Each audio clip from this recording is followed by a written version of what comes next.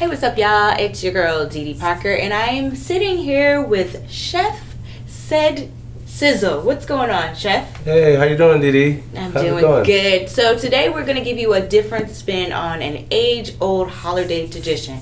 Most people like the regular turkey. Some people like fried turkey. But, Chef Sizzle, you are giving us a variety across the globe, and I love that. So sitting here today, tell us about this dish. Well, this is something I came up with a couple of years ago.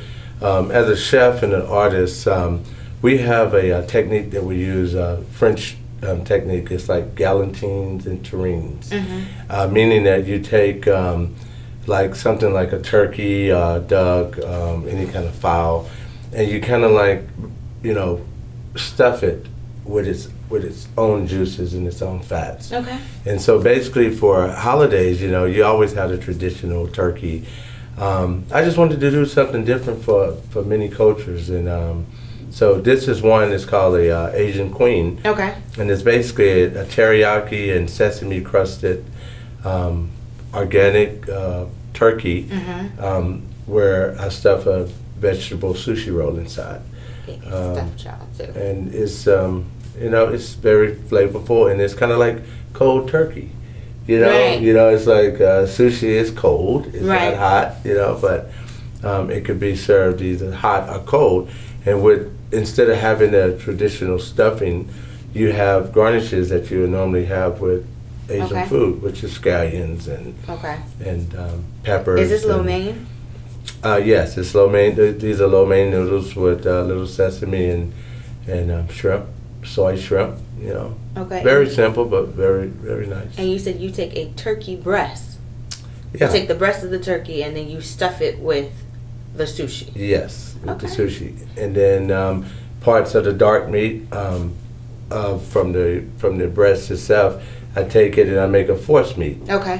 Which is kind of like a souped up meatloaf. Okay. A fancy meatloaf, and you spread it on the turkey breast, and then you put the sushi and you roll it up. That's definitely a different twist. Yeah. Okay, so you have the Asian Queen. What's the next one? I also have the Italian. The Italian. Oh yeah, wave the flag, wave it. Italian is my favorite too. Yeah. So tell us about the Italian Queen. So the Italian Queen is basically a herb Provence, which is a mixture of like rosemary, oregano, and marjoram, like all the Italian flower herbs. So basically what I do is I do a similar technique, but instead of stuffing it with a sushi, of course, I do it with arborio rice, which I make a dish called risotto. Actually, arborio is the rice. Risotto is the dish. So it's a wild mushroom risotto, and I do the same technique, and I stuff it inside with some Italian sausage. And then that sounds so good too. Yeah, I do a yin yang presentation where I have on one side Alfredo sauce and the other side a marinara. Nice. So you serve it with some shells or a little fettuccine pasta and garlic bread. So it's fun, and it's a conversation piece when it comes to And it's something different for Thanksgiving, because some people try to move away from the traditional Thanksgiving, and this is kind of adding a twist. You have a third one too, right? Yes, I have a lot of them. Okay. But I have the favorites, the crowd favorites. Some of my celebrity clientele, that's what they'll drop it off at their friend's house because they can't make it. These guys never stop working, and then you think the holidays they're chill, but no, they have to keep, they work. Okay. So I have the Caribbean Queen, which is a jerk. I know my Caribbean master gonna love that. Yeah, it's a jerk with stuffed with peas and rice. Ooh. And it's really nice. And what else? Stuffed monkey bread too, right? Yes. Instead of you've been doing some research. Yeah. So basically, instead of a traditional dressing, I use monkey bread, and I make the bread stuffing with the monkey bread, and I do a little peas and carrots, and and rice, and then for the traditional sides, just like I do cabbage, Okay. and some pineapple soda. Pineapple soda. That's different. Okay, so I'm gonna try this. Tell us what made you become a chef.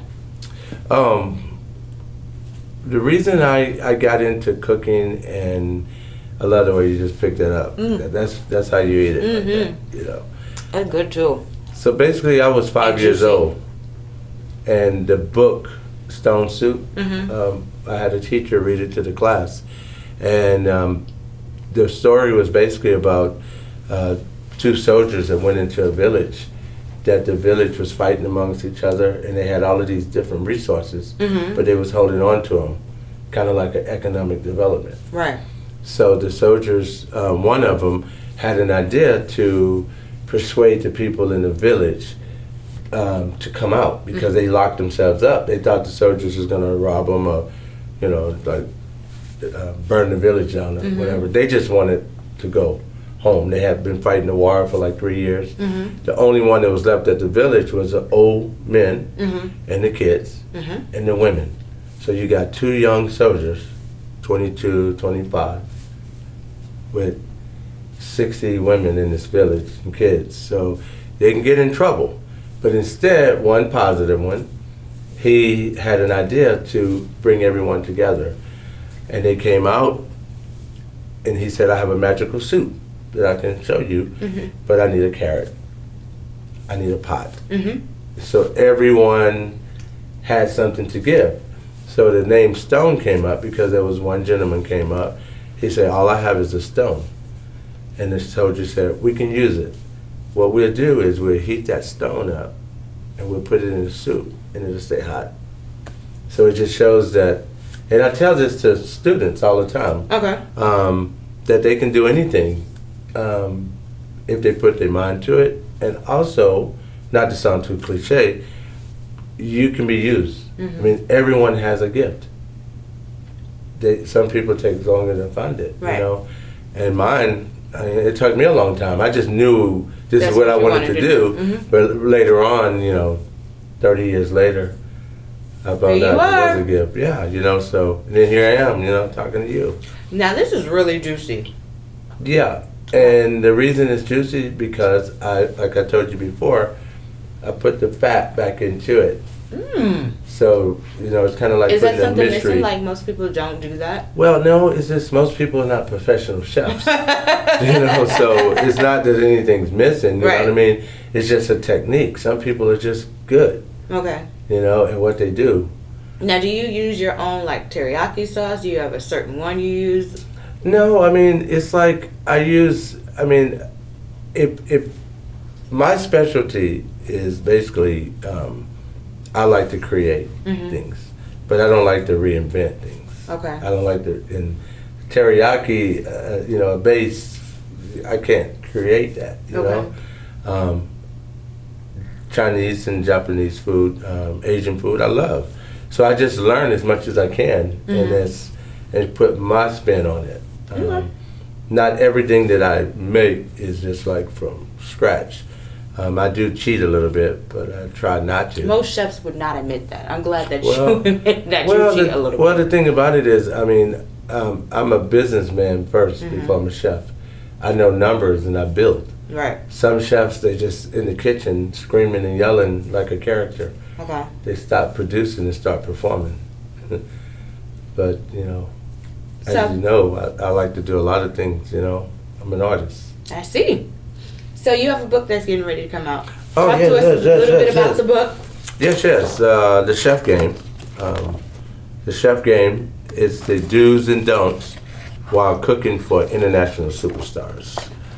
That's me. That's the cover. That's the book.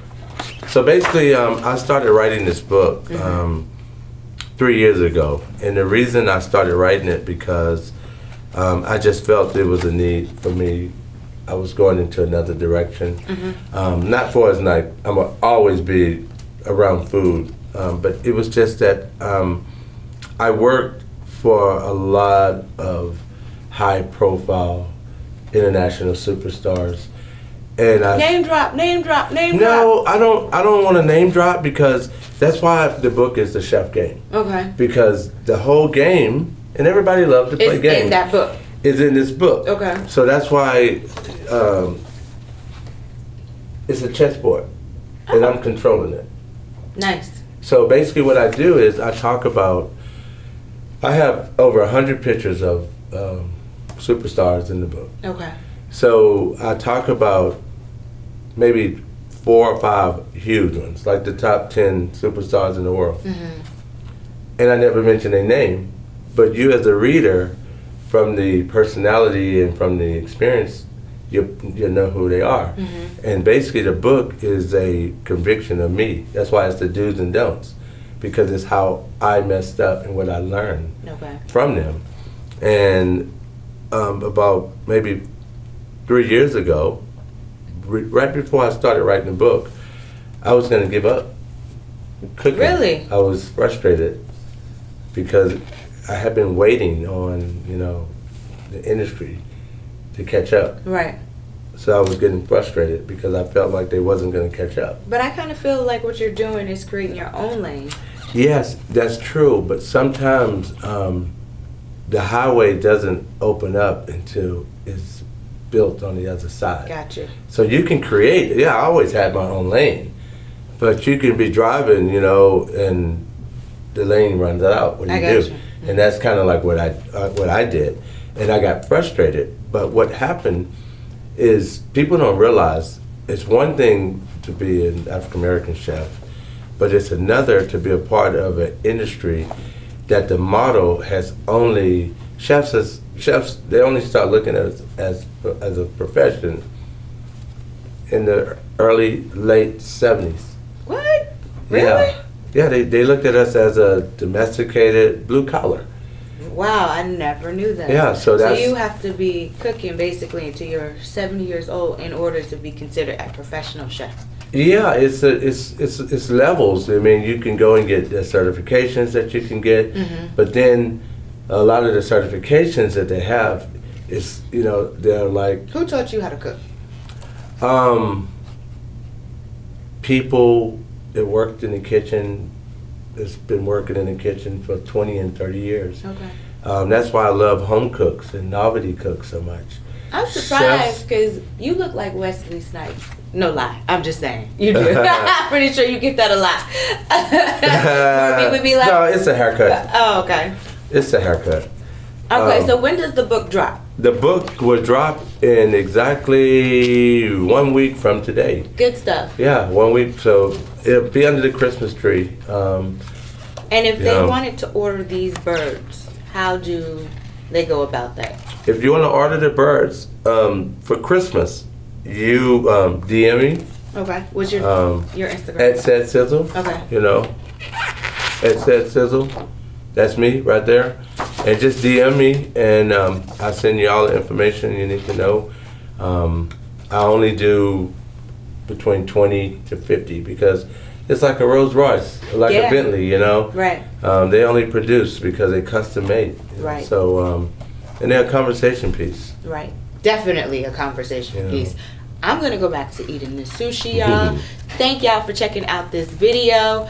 Chef Cedric Sizzle! Yeah, thank you very much.